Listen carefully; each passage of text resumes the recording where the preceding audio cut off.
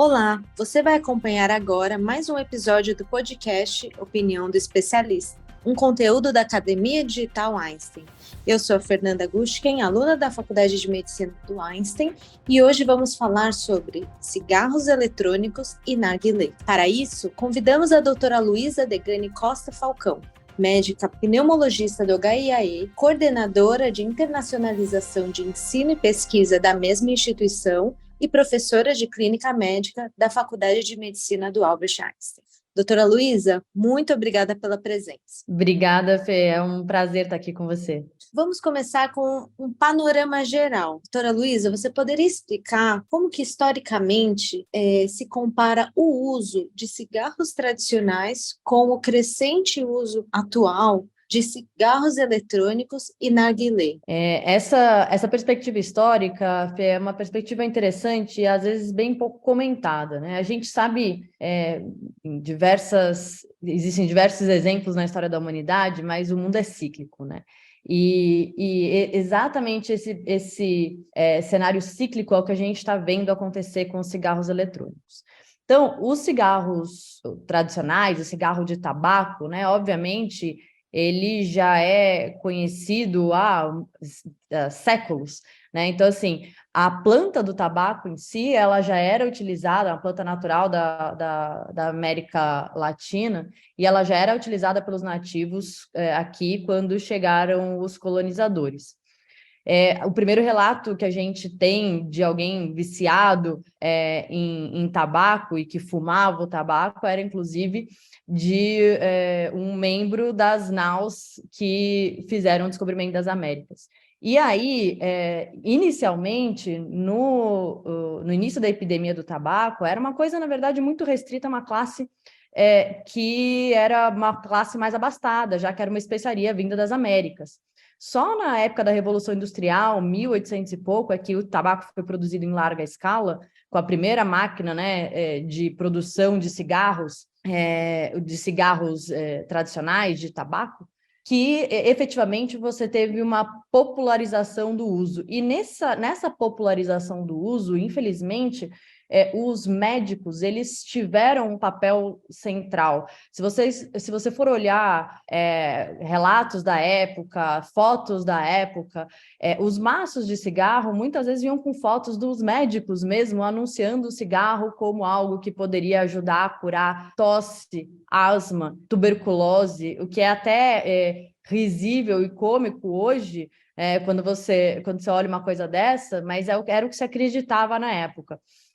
E aí, com, obviamente, o acúmulo das evidências que foram surgindo em relação aos danos relacionados ao uso dos cigarros de tabaco, né, não só do ponto de vista respiratório, né, e a gente sabe todas as doenças respiratórias relacionadas, mas do ponto de vista oncológico, cardiovascular e tudo mais, só em 1960 e pouquinho que efetivamente houve uma recomendação formal do Colégio Americano do Colégio Médico Americano contra médicos recomendarem o uso de cigarros. Para você ter uma ideia, quão próximo isso ainda está da gente.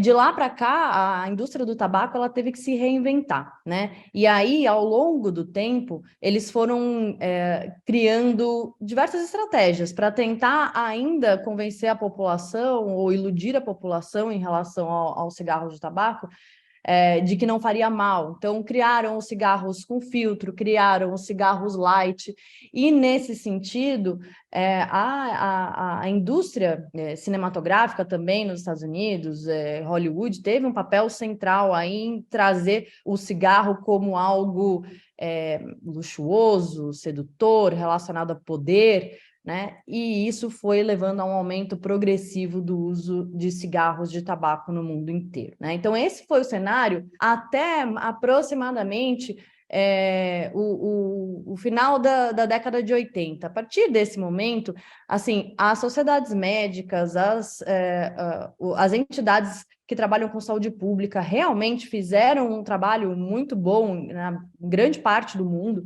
e conseguiram reduzir de forma muito significativa o consumo de cigarros de tabaco no mundo inteiro.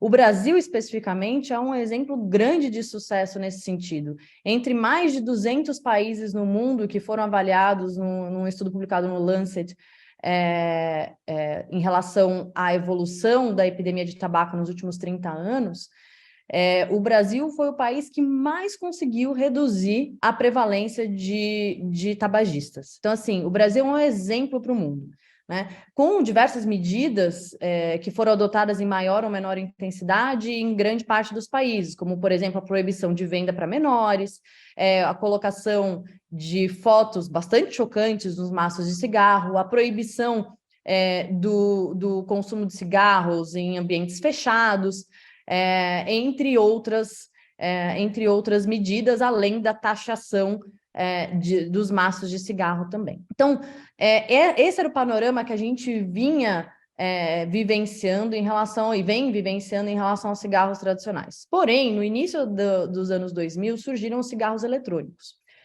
E aí, os cigarros eletrônicos que foram inicialmente desenvolvidos na China, eles rapidamente chegaram ao mercado ocidental. E aí, olha só que interessante, ele começa, exatamente porque também geralmente é um dispositivo mais caro para você utilizar o cigarro eletrônico, acaba sendo caro manter os refis, né?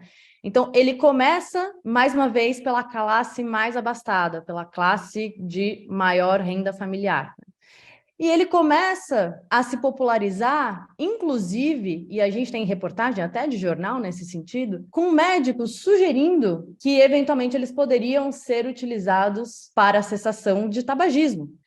E aí a gente vê um cenário em que o cigarro eletrônico ele acaba sendo vendido por empresas como a Juul. Se você entrar no site da Juul, que é a maior produtora, a empresa que tem maior market share de cigarros eletrônicos nos Estados Unidos, como algo extremamente desejável, né? O site dela lembra até o site da Apple, então ela traz como uma coisa inovadora, algo relacionado a poder também. Então, veja que tudo o que aconteceu no início da epidemia do tabaco, do cigarro de tabaco, é exatamente o que está acontecendo com a epidemia de cigarros eletrônicos. Então, a gente está vivendo as mesmas etapas, com a diferença que a gente tinha um início da epidemia de cigarros tradicionais em 1500, né? Que, obviamente, a velocidade da informação, a velocidade da evolução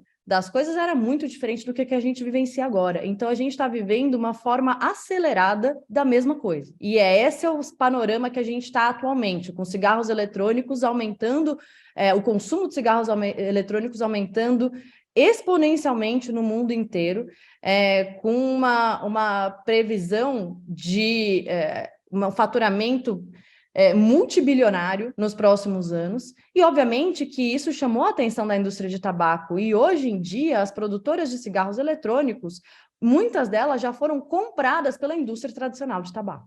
Em relação ao narguilé, a história é um pouco diferente. O narguilé, na verdade, ele é uma forma de consumo de tabaco milenar, né? Ela começou na antiga Pérsia e nunca deixou de ser usada, né? A questão é que o consumo do narguilé, ele sempre foi um evento, a princípio, social e também a princípio relacionada a uma classe mais abastada e particularmente homens, né? Então, historicamente, o narguilé naquela região do Oriente era utilizada por essa população. Então, em eventos sociais, na classe mais abastada, particularmente homens. Só que nos últimos anos, isso veio se popularizando também para o Ocidente. E aí entra também um grande grau de desinformação da população, porque a gente tem as evidências em relação ao uso do narguilé e os danos, que são exatamente os mesmos relacionados ao consumo de tabaco pelos cigarros tradicionais, são pujantes, há muito tempo conhecidas, mas existe uma grande desinformação da sociedade, porque daqui no Ocidente é algo um pouco mais novo, no Oriente isso já é absolutamente conhecido há muitos anos. Muito bom, Luísa. É bem interessante você mencionar esse padrão cíclico de popularização desses dispositivos, sejam os cigarros tradicionais, historicamente, e mais atualmente com os cigarros eletrônicos e essa nova onda de uso de narguilé. E esse padrão que você falou, que agora a gente dispõe de mais informações, mais evidência científica, também requer maior responsabilidade dos profissionais de saúde, de se manterem atualizados, compreenderem as informações que são passadas aos seus colegas, aos seus pacientes, e por isso que esse embasamento na literatura é essencial. É por isso que eu gostaria de perguntar sobre o recente estudo que o nosso grupo Global Vaping Study publicou, o estudo chamado Vaping and Hookah Use Among Medical Trainees, a Multinational Survey Study, que é disponibilizado no American Journal of Preventive Medicine. De que forma esse estudo, publicado recentemente, corrobora com a literatura atual e com as visões de diferentes sociedades a respeito desse tema? Perfeito, Fê. Então, assim, o nosso estudo, ele foi pensado, né? O racional dele foi por conta exatamente dessa questão cíclica e o impacto dos médicos, a responsabilidade dos médicos no início da epidemia de tabaco e o que estava acontecendo agora no início da epidemia dos cigarros eletrônicos. Então, o papel do médico como um exemplo e como alguém que pode divulgar informação para a população, que a população possa confiar, é fundamental. E aí, o que a gente queria entender era como esses médicos, ou futuros médicos, alunos de medicina, médicos residentes, então, futuros médicos ou médicos recém-formados, estavam sabendo, o que eles estavam sabendo sobre cigarros eletrônicos e narguilé, de onde eles tiravam essa informação e qual era o padrão de consumo dessas pessoas. Porque, como a gente viu, isso vai influenciar necessariamente no padrão de consumo e na visão da sociedade como um todo. Então, esse estudo que a gente fez foi feito aqui no Brasil, nos Estados Unidos e na Índia foram os principais pontos de coleta. O estudo também conseguiu realizar algumas entrevistas no Canadá e na Inglaterra, mas elas acabaram não sendo computadas nesse paper que você apresentou. Mas no Brasil, Estados Unidos e Índia, a gente teve mais de 8.000 participantes, né? Então, a gente tem muito material e a gente consegue realmente compreender o panorama atual em relação ao uso e visão sobre esses dispositivos. O que a gente viu é bastante assustador, viu, Fê? E você acompanhou todo o projeto, obviamente, você trabalhou nos números com a gente e você consegue ter a noção de que, por mais assustadores que os números sejam, eles realmente refletem a nossa realidade, porque é isso que a gente vê no nosso dia a dia. Então, o nosso estudo, ele traz informações como, por exemplo, que praticamente 50% dos alunos de medicina e médicos residentes no Brasil já provaram em algum momento cigarros eletrônicos e narguilé, né? Então, isso é bastante alarmante.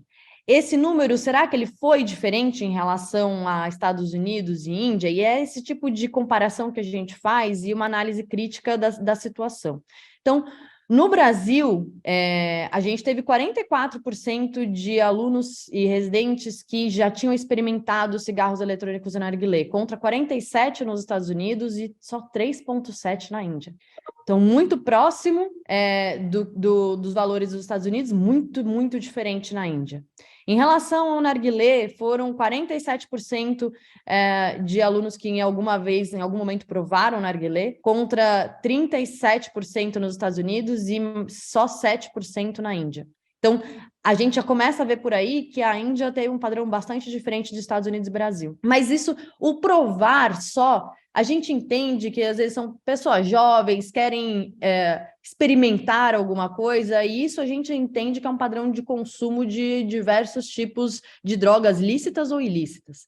Agora, é ainda mais assustador quando a gente olha a porcentagem de alunos que não só experimentaram, como continuaram utilizando narguilé. E a gente tem no Brasil, no nosso estudo, 20% de alunos e médicos residentes no Brasil eram usuários ativos de cigarros eletrônicos e 10% usuários ativos de narguilé. A gente tem no Brasil 7% de usuários, ex-usuários de cigarros eletrônicos. Ou seja, a gente tem mais usuários ativos do que ex-usuários de cigarros eletrônicos no Brasil. Nos Estados Unidos, essa porcentagem se inverte, né? Então, nos Estados Unidos, a gente tem 11% de usuários ativos e 23% de ex-usuários de cigarros eletrônicos. Então, você vê que as tendências de cada um desses países estão diferentes. No Brasil, aparentemente, a gente está tendo mais gente fumando cigarros eletrônicos e nos Estados Unidos, aparentemente, entre os alunos e residentes, mais gente deixando de usar cigarros eletrônicos. E essa é uma outra discussão do nosso estudo, por que a gente está em linhas, em tendências diferentes, né? Uma coisa é a gente entender como é que os alunos de medicina estão se comportando por si só. Outra coisa é a gente comparar isso com a população geral. Será que isso é diferente da população geral? E é muito diferente da população geral. Na população geral, a prevalência de uso de cigarros eletrônicos no Brasil é em torno de 2,5. Então, a gente está com uma prevalência 10 vezes maior entre os médicos residentes e alunos de medicina. Nós que deveríamos ser os exemplos para a nossa população. Então, isso é extremamente assustador. E por que isso está acontecendo num país em que, teoricamente, né, cigarros eletrônicos não eram nem para existir? Por quê? Porque eles são proibidos. Desde 2009, a Anvisa proibiu a importação e a comercialização de cigarros eletrônicos. Então, não eram nem para eles estarem disponíveis para a população, mas a gente sabe que na prática não é isso que acontece. E na prática as pessoas têm acesso a cigarros eletrônicos com grande facilidade. O mesmo padrão a gente vê em relação ao consumo de narguilé. E a gente vê que os alunos de medicina e médicos residentes consomem muito mais narguilé do que a população geral, corrigida para a mesma idade. Então, não é que eu estou comparando simplesmente com pessoas de 50 anos, não, eu estou comparando com a prevalência na mesma faixa etária, numa população leiga. Então, veja, é uma situação muito crítica, porque a gente, nós como classe, deveríamos estar contribuindo, na verdade, para que a população geral pudesse compreender os riscos, e, na verdade, a gente está sendo um mau exemplo para eles. E, obviamente, causando danos para nós mesmos, né? Então, a gente tem que tomar um cuidado muito grande de entender o porquê que essa prevalência está aumentando ou está extremamente mais alta do que a população geral, entender os motivos e começar a atuar sobre eles. Perfeito, Luísa. Nesse aspecto, a gente percebe como que o acesso à informação vem junto também com o acesso a fake news, a mídias sociais que trazem imagens que deturpam também a imagem que é vista sobre esses dispositivos, às vezes de forma a enganar o usuário, achar que é algo que vai ser, não vai ser prejudicial à saúde, ou que pode ser uma alternativa segura ao cigarro tradicional. Então, indo nesse ponto, quais são as recomendações que você daria, levando em conta o estudo, a literatura atual, na prática clínica? Como que um médico, um profissional de saúde pode se empoderar dessas informações para poder educar adequadamente seus pacientes quanto ao uso do cigarro eletrônico, narguilé, e quanto às informações a respeito desses dispositivos? Perfeito, Fê. Acho que você falou muito bem que a questão da informação ela é central aqui, né? Então, dentro do nosso estudo, inclusive, a gente tentou traçar uma história natural da doença, tentar entender em que momento que essas pessoas começaram a usar cigarros eletrônicos e narguilé e quais as fontes de informação que elas tinham, né? O que a gente percebeu é que eles começaram a usar cigarros eletrônicos e narguilé no final do ensino médio ou no início da faculdade, pela faixa etária que a gente conseguiu obter, a gente entende que isso aconteceu ou no final do ensino médio ou no início da faculdade de medicina. Então, alunos que já estavam na faculdade de medicina e começaram a usar esses dispositivos. E quando a gente pergunta para eles o porquê que eles começaram a usar esses dispositivos, por que eles quiseram experimentar, os motivos que eles trazem são exatamente os mesmos motivos que levavam as pessoas a fumarem cigarros de tabaco lá atrás, né? Então, porque parece tecnológico, porque parece moderno, porque eu me sinto empoderado, porque me ajuda a socializar. Foram os principais motivos trazidos por esses alunos que participaram da nossa pesquisa. E quando a gente pergunta para eles, mas da onde você tira as informações e o que você sabe sobre cigarros eletrônicos? A gente tomou um susto, porque menos da metade deles lembrava de ter tido alguma discussão a respeito na faculdade de medicina. E, por outro lado, quase todos eles colocavam como principais fontes de informação Google e redes sociais, né? Então, eles não estavam usando informações científicas, informações confiáveis.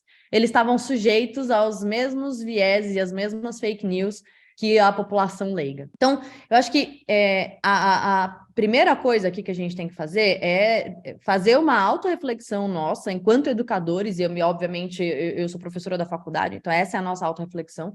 A gente necessariamente precisa abordar esse assunto com os alunos assim que eles entram na faculdade, né? Então, precisa ter algum tipo de intervenção, de palestra, assim que esses alunos entram na faculdade, para pelo menos situá-los em relação ao que a gente já conhece neste momento, e não são poucas coisas, né? A gente já conhece muitas coisas, a gente já sabe hoje que cigarros eletrônicos estão associados ao desenvolvimento de asma, ao desenvolvimento de DPOC, sintomas de bronquite crônica. A gente já sabe que cigarros eletrônicos estão associados à lesão endotelial e provavelmente uma lesão endotelial ainda maior do que a gente tem com cigarros tradicionais, inclusive, o que poderia potencialmente aumentar o risco cardiovascular. A gente já tem alguns estudos indicando que potencialmente eles aumentam o risco de câncer, né? E, obviamente, todo mundo acompanhou a epidemia de EVALI que teve nos Estados Unidos, que foi uma epidemia de lesão pulmonar aguda relacionada ao uso de cigarros eletrônicos, né? E que a gente acredita, inclusive, que essa epidemia de EVALI, que foi muito impactante nos Estados Unidos, talvez tenha sido o motivo pelo qual lá os médicos estão deixando de usar cigarros eletrônicos, ou os alunos e médicos residentes estão deixando de usar cigarros eletrônicos, porque isso para eles, essa vivência para eles foi muito forte. Diferente do que a gente viu aqui no Brasil. Mas então a gente tem que fazer a nossa autorreflexão e a gente tem que educar esses alunos. A questão é que simplesmente educá-los com o que a gente tem de informação agora não é suficiente, porque a literatura de cigarros eletrônicos, ela muda, ela se atualiza, e novas informações são publicadas com frequência, né? Como algo extremamente novo, as informações ainda são novas, ainda não deu tempo da gente ter evidências pujantes para uma série de complicações que a gente acha que podem acontecer, como os riscos cardiovasculares e o risco oncológico. Então, a gente realmente tem que ensinar o nosso aluno a ler artigos e ter uma visão crítica, conseguir criticar um estudo de forma que ele possa depois continuar a sua própria educação. Mas também não é só isso, porque a gente sabe que é muito estudo que é publicado na literatura e é muito difícil a gente acompanhar toda a literatura de tudo, né? Então, eu acho que um outro ponto importante é garantir que exista fonte confiável de informação nas redes sociais, porque é aí onde as pessoas estão buscando informação. Só que a gente precisa garantir uma fonte de informação confiável. E é nisso que a gente vai começar a trabalhar agora, se Deus quiser, com um projeto de extensão que a gente pretende fazer.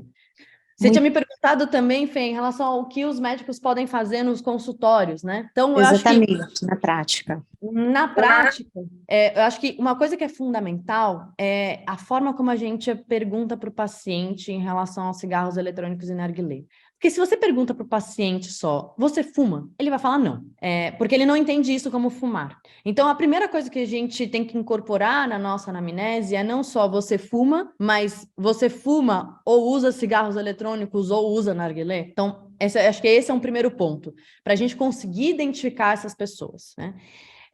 Um segundo ponto é, uma vez identificada, a gente tem que ter uma intervenção mínima que seja, no sentido de explicar para essa pessoa os riscos, né? Porque, mais uma vez, existe muita desinformação. Então, a gente tem que aproveitar essa consulta como uma oportunidade para informar o paciente. E nada melhor do que ser informado por alguém que tenha domínio do tema como médico, né? Então, esse é um segundo ponto. E o terceiro ponto é não referendar o uso dos cigarros eletrônicos como política de redução de danos, né? Então, a gente sabe que tem muitos colegas que colocam, não, tudo bem, a gente sabe que cigarro eletrônico tem risco, mas é melhor do que usar o cigarro comum. Esse é o discurso. Então, isso é o que a gente chama de política de redução de danos. Isso não deve ser referendado de forma nenhuma. Por quê? Porque a gente já sabe, a gente já tem estudos populacionais mostrando que o uso de cigarros eletrônicos para a cessação de tabagismo é menos eficaz do que as terapias tradicionais já validadas para a cessação de tabagismo, como, por exemplo, adesivos de nicotina, bupropiona, vareniclina, que são as terapias tradicionais. Então, os cigarros eletrônicos são menos eficazes do que as terapias tradicionais, aumentam o risco de recidiva e não só de recidiva, a pessoa, na maioria das vezes, ela passa a usar as duas coisas. Ela passa a usar cigarros eletrônicos e cigarros tradicionais, o que potencialmente é ainda pior. A gente também já tem estudo mostrando que cigarros eletrônicos são porta de entrada para cigarros tradicionais. Então, crianças que usam cigarros eletrônicos têm maior risco de começar a usar cigarros de tabaco depois, né? Então, de forma nenhuma, o cigarro eletrônico ele deve ser referendado como terapia de redução de danos por todos esses motivos que eu falei. E se nada disso convencer você, simplesmente porque ele é proibido pela Anvisa, então você, como médico, não pode referendar algo que é proibido pela Anvisa. Mas eu espero ter convencido por diversos outros argumentos científicos de que isso realmente não pode ser feito. E em relação ao narguilé, a outra intervenção é também desmistificar a ideia de que se eu não uso tabaco no narguilé, não tem problema. Se eu uso outras folhas com outras essências, se não é tabaco. Isso é mentira. Tem problema e tem os mesmos problemas do que usar tabaco. E o outro mito que os adultos jovens, adolescentes acreditam é que, como é uma coisa mais esporádica, não tem problema. E tem sim. Então, a gente já tem vários estudos mostrando que mesmo o uso esporádico está associado à perda de função pulmonar e problemas respiratórios ao longo do tempo. Então, a gente deve utilizar a nossa consulta médica para educar o nosso paciente e, obviamente, oferecer ajuda caso a gente identifique a necessidade de oferecer ajuda para ele parar de usar esses dispositivos. Excelente, Luísa. Muito obrigada por sua participação. Realmente, esse podcast, o estudo e toda a literatura presente mostram que a gente tem um call to action, uma grande necessidade de múltiplas frentes de intervenção, seja pelo lado da educação de pacientes, da compreensão dos fatores sociais que permeiam todos os determinantes ao uso dos cigarros eletrônicos e narguilé, esse papel também da autorreflexão que você mencionou, dos profissionais de saúde, de compreenderem de onde que estão as fontes de informações confiáveis que guiam a prática clínica diária. Então, realmente são múltiplas frentes. Você gostaria de deixar uma mensagem final? Obrigada, Fê. Não, acho que a gente falou bastante informação aqui nesse podcast.